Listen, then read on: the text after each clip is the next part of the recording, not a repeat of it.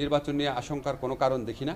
আমরা সরকারের পক্ষ থেকে ফেব্রুয়ারির প্রথমার্ধে জাতীয় সংসদ নির্বাচন আয়োজন করার ব্যাপারে বদ্ধপরিকর। আমি রাজশাহীতে এসেছিলাম, কালকে টিটিসিগুলাতে দেখেছি টেকনিক্যাল ট্রেনিং সেন্টার। আজকে আমাদের যে জেলা লিগ্যাল এইড অফিস আছে সেটা দেখে গেলাম। আপনারা জানেন আমরা লিগ্যাল এইডের ক্ষেত্রে একটা বিরাট পরিবর্তন এনেছি, যে আইনগত সহায়তা নেওয়া বাধ্যতামূলক করেছি। অনেক ক্ষেত্রে একজন বিচারকের জায়গায় 3 জন বিচারক দিচ্ছি, যাতে আদালতে মামলার চাপ কমে।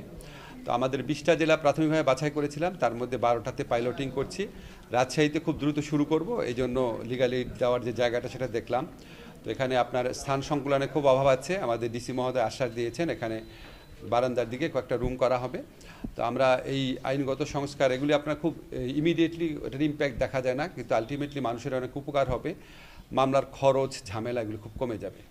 নির্বাচন নিয়ে শঙ্কা, আসলে আমাদের এখানে 16-17 বছর যাবত ইলেকশন হয় না, তো মানুষের ইলেকশনের অভ্যাসটাই বোধহয় চলে গেছে। তো আমি নিজে বিশ্বাস করি যে আমাদের অনেক মানুষ আছে যাদের 32, 33, 34 বছর হয়ে গেছে, জীবন একবার ভোট দেওয়ার সুযোগ পায় নাই। তা আপনারা চিন্তা করেন, প্রায় সম্ভবত অন্তত প্রায় 5 কোটি মানুষ কখনো ভোট দিতে পারে নাই। তো এটা কত ইম্পর্টেন্ট, পুরা আমি বিশ্বাস করি বাংলাদেশের সাধারণ মানুষ অধীর আগ্রহে নির্বাচনের জন্য অপেক্ষা করছে। কারণ আপনারা দেখেন যে নির্বাচন অনেক দেরি আছে। অলরেডি আমি যেখানে যাই দেখছি পোস্টার দেখতে পাচ্ছি, মানুষের মধ্যে অত্যন্ত একটা উৎসাহ উদ্দীপনার সৃষ্টি হয়েছে।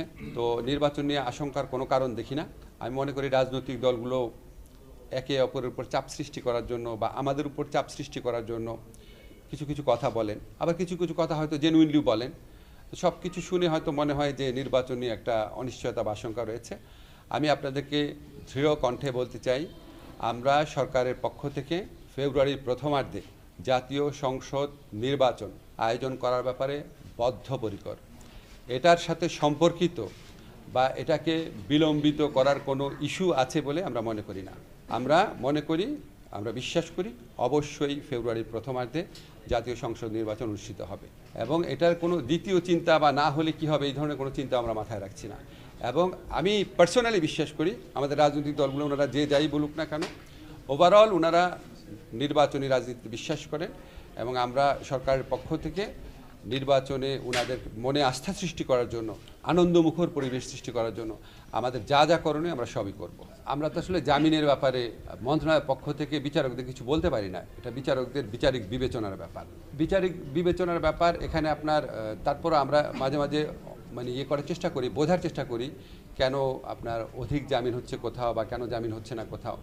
জামিন দেওয়াটা আসলে শুধু বিচারকের উপর ডিপেন্ড করে না, এটা ডিপেন্ড করে যে পুলিশ কী রিপোর্ট দিচ্ছেন। এখন ধরেন পুলিশ যদি একটা রিপোর্টে বলে সন্দেহভাজন হিসাবে ওনাকে গ্রেফতার করা হয়েছে, তো সেটা তো আপনার জামিন না দেওয়ার যুক্তি থাকে না তখন। কিন্তু যদি বলে যে এখানে উনি এরকম একটা যোগ সাজসে যুক্ত ছিল বা ওনার ভিডিও ফুটেজে ওনার এটা দেখা গেছে, কণ্ঠ শোনা গেছে বা অন্য একজন ওনার সম্পর্কে এটা বলেছে, তখন না আপনার বিচারক জামিন দিবে কিনা সেটা নিয়ে দ্বিতীয় চিন্তা করতে পারে। যারা আইনজীবী যারা আছেন ওনাদের একটা ভূমিকা থাকে, এরকম আপনার অনেকগুলো ফ্যাক্টর এখানে জড়িত থাকে। তা আমরা মনে করি যেখানে জামিন পাওয়ার যোগ্য সেখানে জামিন পেতে পারে, কিন্তু যারা আপনার জামিন পেয়ে একই ধরনের অপরাধ করতে পারে বা দেশের আইন শৃঙ্খলা পরিস্থিতি বিনষ্ট করতে পারে বা নিষিদ্ধ কোনো সংগঠনের তৎপরতা চালাতে পারে, তাদের যদি আপনার বেশি জামিন হয়ে যায় আমরা তো অবশ্যই আশঙ্কা